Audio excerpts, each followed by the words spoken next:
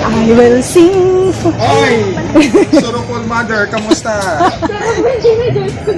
Joyful na pala ngayon?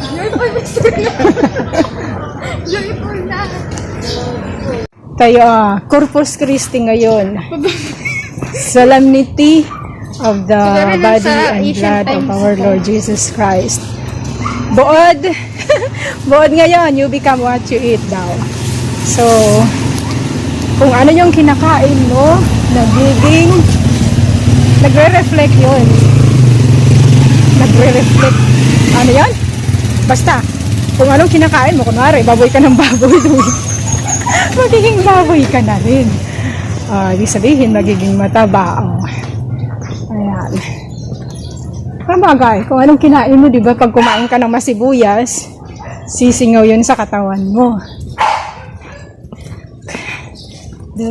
That's it. Literally, ganun ang nangyayari talaga.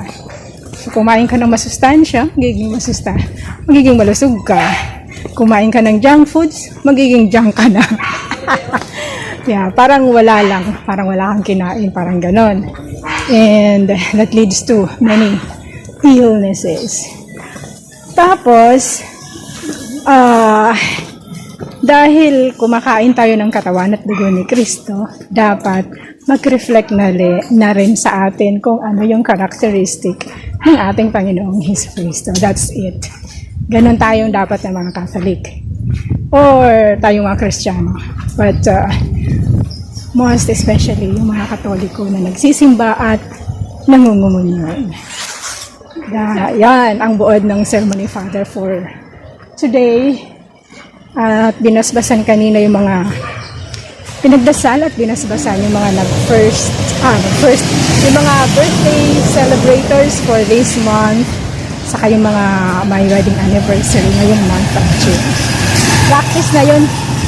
Practice na yun dito sa chapel every first Sunday of the month. Kung sino may birthday sa buwang ito at may anniversary, ipinagdadasal at binabasbas.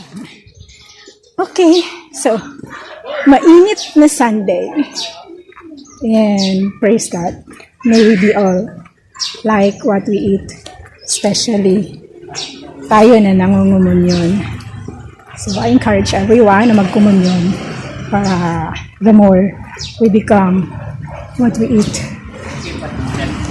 because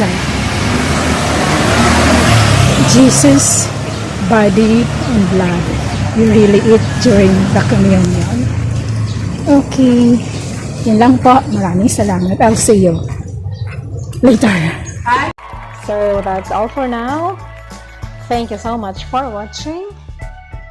Once again, this is Love Lines. Have a good day and God bless.